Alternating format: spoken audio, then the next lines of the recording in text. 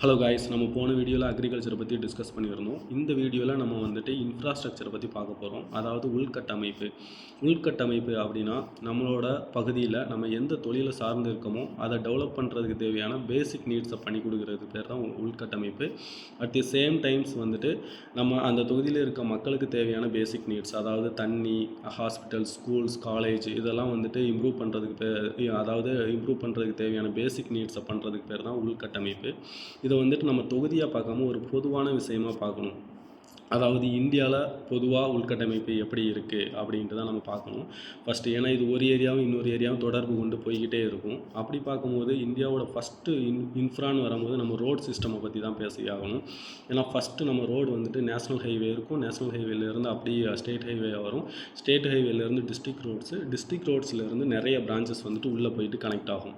இப்படி கனெக்ட் ஆகிற பிரான்ச்சஸ் வந்துட்டு எல்லா கிராமங்களுக்கும் போகுதான்னு கேட்டால் இல்லை. அப்படியே போனாலும் அங்கே வந்துட்டு மெயின்டெனன்ஸே இருக்காது. டெவலப்மெண்ட்டும் அந்த இடத்துல வந்துட்டு ரொம்ப கம்மியாக இருக்கும். இப்போ ஃபார் எக்ஸாம்பிள் நம்ம ஏரியாவே எடுத்துக்குவோமே. இப்போ அக்ரிகல்ச்சர் நம்ம வந்துட்டு அதிகமாக இருக்கிறதுனால இப்போ வந்துட்டு ஒரு குக்கிராமத்தில் ஒரு பாட்டி வந்துட்டு பயிரிடுறாங்க தக்காளியை. அந்த தக்காளியை நம்ம சந்தைக்கு நம்ம கரெக்டான ஆன் டைம் டெலிவரி பண்ணணும். அப்படி இல்லைன்னா அது கெட்டு போயிடும். இப்போது கரெக்டான ஆன் டைமுக்கு நம்ம எப்படி டெலிவரி பண்ண முடியும்? இப்போ அந்த இடத்துல லோக்கல் பஸ், அதாவது டவுன் பஸ் டைமிங் தான் இருக்கும். அந்த பஸ்ஸில் தான் கொண்டு வரணும்.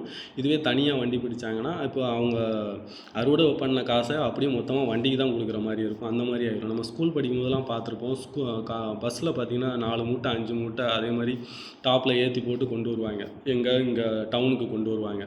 ஸோ இந்த மாதிரி கஷ்டத்தெல்லாம் இவ்வளோ இதை வந்துட்டு ஃபேஸ் பண்ணுவாங்க. இப்படி ஒவ்வொரு வாட்டியும் அவங்க இவ்வளோ ஸ்ட்ரகிள் ஃபேஸ் பண்ணும்போது ஒரு கட்டத்தில் அவங்க சலிப்படைஞ்சு என்ன பண்ணுவாங்கன்னா, இந்த தொழிலே வேணான்னு சொல்லிட்டு, இந்த கத்தி படத்தில் சொல்கிற மாதிரி இந்த தொழிலே வேணான்னு சொல்லிட்டு அதை ஃப்ளாட் போட்டு ரியல் எஸ்டேட்டாக மாற்றிட்டு போய்கிட்டே இருப்பாங்க. இதுதான் நடக்கு. அப்படியே கட் பண்ணால் இந்த சைடு நம்ம வந்துட்டு லாஸ்ட் டைம் அக்ரிகல்ச்சரை பற்றி பார்க்கும்போது அந்த இம்ப்ரூவ்மெண்ட்டை பற்றி பேசியிருந்தோம். இப்போது நம்ம நல்லாவே இம்ப்ரூவ் பண்ணி இப்போ அவுட்புட்டும் கொடுத்துட்டோன்னே வச்சுக்கலாம். நல்லா அறுவடை பண்ணிட்டேன், சூப்பராக பண்ணிட்டேன், அவுட்புட் கைக்கு வந்துருச்சு. இப்போ இதை நான் எப்படி சந்தைப்படுத்த போகிறேன் அப்படிங்கிறதுல தான் இருக்குது.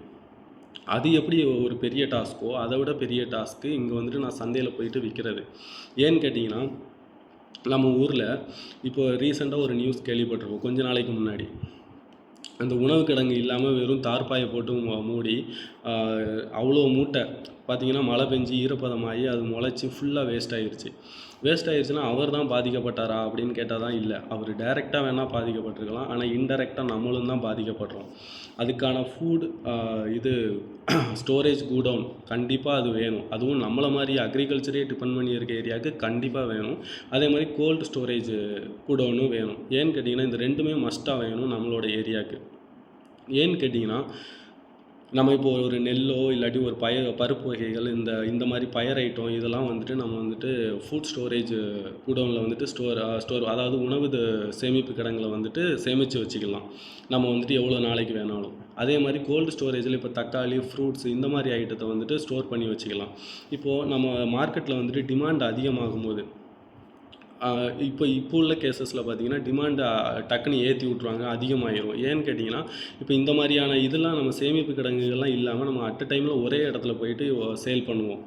அந்த டைமில் பார்த்திங்கன்னா ரேட்டு ரொம்ப கம்மியாக இருக்கும், எல்லாமே வாங்கிடுவாங்க. நெக்ஸ்ட்டு பார்த்திங்கன்னா அடுத்து அந்த சீசன் முடிஞ்சதுக்கு அப்புறம் பார்த்திங்கன்னா ஃபுல் அண்ட் ஃபுல்லு டிமாண்டு அதுக்கு ஏறிடும். இதுவே இந்த மாதிரி உணவு சேமிப்பு கிடங்குகள் இருந்துச்சுன்னா நம்ம இந்த உணவு சேமிப்பு கிடங்குகளில் வச்சுட்டு நம்ம வந்துட்டு டிமாண்டை வந்துட்டு ஏற விடாமல் சப்ளை கண்டினியூவாக நம்ம பண்ணிக்கிட்டே இருக்கலாம். இப்போ துபாய் அந்த மாதிரியான ஏரியாலலாம் பார்த்திங்கன்னா, துபாய் அதே மாதிரி முக்கியமாக நம்ம சைனாலலாம் பார்த்திங்கன்னா அவங்க ரோட் சிஸ்டம் அவ்வளோ பக்காவாக வச்சுருப்பாங்க, சூப்பராக இருக்கும். அதாவது அவங்களோட கனெக்டிவிட்டி ஆஃப் ரோட்ஸு, பிரான்ச்சஸ்ஸு, ஏன்னா அது full and full labour market தான். அவங்க இந்தளவுக்கு இந்த க்ரோத்துக்கு காரணம் முக்கியமாக பார்த்திங்கன்னா அதோட ரோட் சிஸ்டம் தான். அவ்வளோ ரோட்ஸ் இருக்கும். அவங்களோட மேப்பில் நீங்கள் பார்த்தீங்கனாலே தெரியும், அவ்வளோ ரோட்ஸ் இருக்கும். பார்த்திங்கன்னா அவங்களோட சப்ளை செயின் எங்கேயுமே வந்துட்டு பிரேக் ஆகாது. ஒரு 2 டேஸில் அவங்க டெலிவரி பண்ணுறாங்கன்னா, அதை வந்துட்டு எக்ஸ்போர்ட் பண்ணுறாங்கன்னா, நம்ம வந்துட்டு அதுக்கு வந்துட்டு 4 டேஸ் இல்லை 5 டேஸ் கூட நமக்கு ஆகலாம்.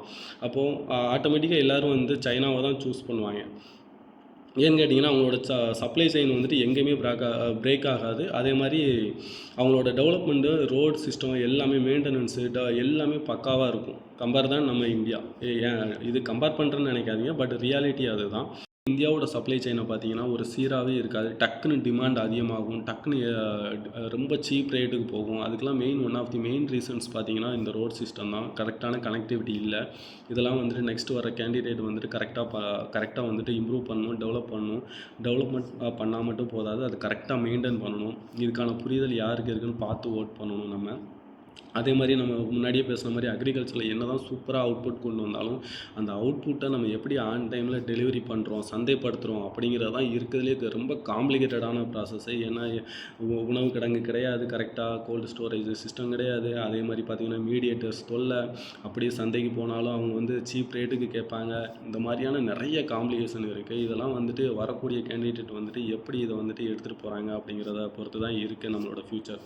பார்க்கலாம். அதாவது சிம்பிள், நம்ம ஒரு ரொம்ப குக்கிராமத்தில் ஒரு பாட்டி தக்காளி போடுறாங்கன்னா அந்த தக்காளியை சந்தைக்கு வர்ற வரைக்கும் உள்ள ப்ராசஸ் இருக்குல்ல, அதை வந்துட்டு ஒருத்தர் வந்து ஈஸியாக அவங்களுக்கு பண்ணி கொடுக்கணும். அந்த ப்ராசஸ் யார் பண்ணுறாங்க, யாருக்கான அதுக்கான புரிதல் இருக்குது அப்படிங்கிறத பார்த்து நம்ம வந்துட்டு ஓட் போடணும். இன்னும் இன்ஃப்ராவில் நிறையா டாபிக் பேச வேண்டியது இருக்குது. அதை வந்து நெக்ஸ்ட்டு அடுத்தடுத்த வீடியோவில் நம்ம வந்து பேசுவோம்.